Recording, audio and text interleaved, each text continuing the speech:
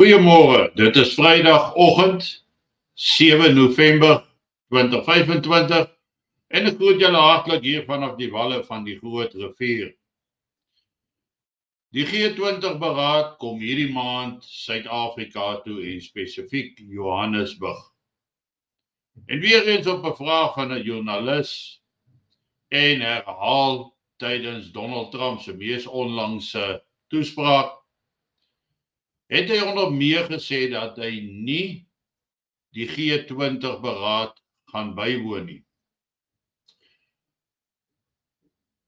Hy het onder andere gesê, daar's te veel dinge wat verkeerd is in Suid-Afrika, wat nie reg verloop nie.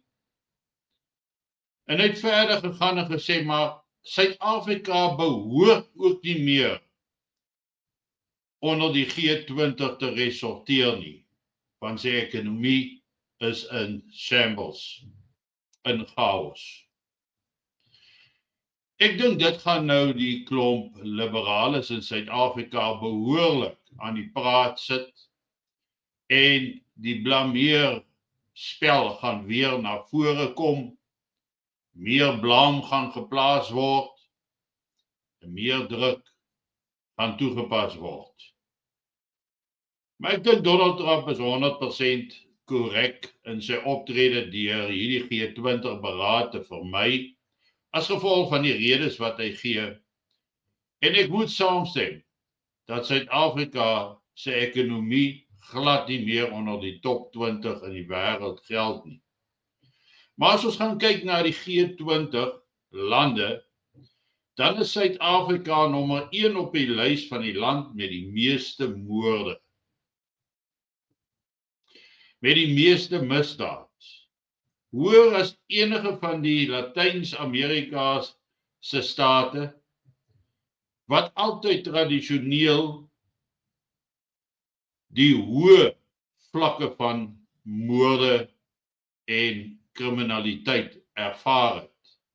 Praat van Rio de Janeiro, praat van Colombia, Bolivia. En ons sien dat daar is van daardie lande wat hulle goed kom omswaai en verander het. En ek het nie gister na 'n video gekyk wat uitgegee is deur France 24. Dis 'n Franse nuuskanaal. Na aanleiding van dat Donald Trump gesê het hulle 'n baie objektiewe video gaan plaas oor die omstandighede binne in Johannesburg. Hulle beskryf dan hoe dit van eens pragtige, doeltreffende eerste wêreldse stad met baie groen spasies oor die afgelope 2 dekades agteruit gegaan het tot 'n vervalle derde wêreldse nes. Vuil strate, rioole wat oorloop, geen water in die pype nie, die groen gebiede wat uitgedor en droog is omdat dit nie nat gemaak word nie. Dis vuil, dis ongerieflik. En tipies soos dit gaan in alle ander Afrika lande, wanneer die president van 'n land 'n dorp of 'n stad besoek, dan verf hulle en maak hulle die straat waar binne sy kavalkade gaan ry, maak hulle mooi. Hulle verf ook net die voorkante van die geboue, sodat alles van die straat af moet mooi lyk en dui op vooruitgang. En ek vermoed dit is wat hulle in Johannesburg gaan doen met die G20-beraad, dat die strate waar langs hierdie voertuie, kavalkades beweeg met die verskillende VIP's van die verskillende lande, om hulle net die mooiste of die enigste oorblywende netjiese areas of die areas wat dieselfde dag nog skoongemaak is, dat hulle net deur daardie areas sal beweeg. Ek kan jou beloof dat die fokus vir skoonheid, netheid en om funksionaliteit uit te beeld, alles rondom die beweging van hierdie G20-beraad bywoners sal resorteer. Dit sal rondom dit beplan word. En soos Dag Herman dan ook sê, Suid-Afrika is die mees rasgereguleerde land ter wêreld. Daar is 'n Verenigde Nasie konvensie wat aanvaar is dat daar nie wette gemaak mag word gemik teen rasse nie.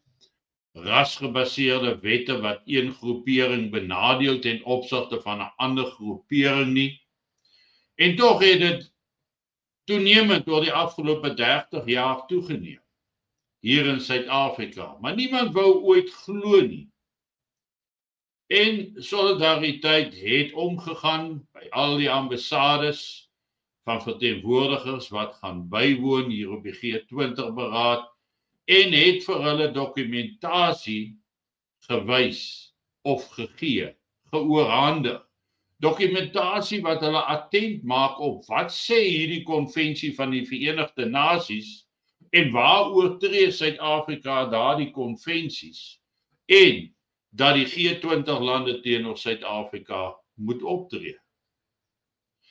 Ek verwag dat Suid-Afrika binnekort uit die G20 uitgeskop sal word as gevolg van sy ekonomie, as gevolg van sy menseregte skendings, as gevolg van sy diskriminerende rassewette wat ons elke dag in Suid-Afrika beleef. Dit gaan gebeur. En ek dink dit is ook teken van die tyd waarin ons is in Suid-Afrika. Alles is 'n skyn wat voorgehou word. Kyk hoe mooi, kyk hoe sterk, kyk hoe goed. En 'n mens wonder dikwels of die ontplooiing van die Suid-Afrikaanse troepe na die DRK nie ook deel van die show was om te wys hoeveel krag, mag en invloed ons het nie, en dit terwyl die M23 rebelle op die ou einde van die dag die teendeel bewys het. Suid-Afrika is inderdaad op 'n baie lae punt. Suid-Afrika is so naby aan totale ineenstorting dat ons dit nie eens kan glo nie. En al wat die ANC-geleide regering van nasionale eenheid kan doen, is om so misleidend as moontlik op te tree. Om hierdie beeld uit te straal van 'n suksesvolle reënboognasie wat dit van dag 1 af nie was nie. En wat die meeste mense wat 'n bietjie kennis dra van verskillende raskulture sou gesê het, maar dit kan nie werk nie. Maar nou is dit 30 jaar down the line, soos die Engelsman sê, en nou sit ons inderdaad opgeskeep met 'n situasie as gevolg van ons kulture van vernietiging en kultuur van opbou, waar ons net verder uit mekaar uit wegdryf, waar die verwydering tussen ryk en arm net groter word, daardie gaping, waar daar meer werkloosheid, meer hongerte ervaar word deur die massas op die grond, waar 45% van die mense in die land nie kan werk kry nie. Daar word nie werk geskep nie. BEE skep nie werk nie. Inteendeel, dit beperk werksgeleenthede en maak net sekere ANC kaders ryk en gelukkig. Hierdie is abnormale omstandighede in Suid-Afrika en daar's niks wat ons daaraan kan doen om dit te verander nie. Ek het respek vir ouens soos AfriForum Solidariteit wat uit hulle pad uitgaan om die wêreld attent te maak op die ongeregtighede van die ANC-geleide regering van nasionale eenheid. En dis goed. Maar dis ook vir my duidelik dat die geduld binne in Suid-Afrika al hoe minder begin raak en dat dit een of ander tyd by 'n uitbarsting gaan kom. En as ons daai punt van uitbarsting bereik het, gaan dit elkeen vir homself wees in Suid-Afrika om te oorleef. Die land gaan brand. Daar gaan xenofobiese aanvalle wees, daar gaan etniese aanvalle op mekaar wees. Maar heelal gaan ons in die middel vasgevang word en slagoffers word. Wat die Afrika-persepsie van die wit man het, gaan hulle bring na ons voorstoepe toe, na ons voordeure toe. En jy kan 5 watertanks langs jou huis opgesit het. As daar nie water is nie en hulle sien daai watertanks daar is, dit gone. En hulle gaan dit vat.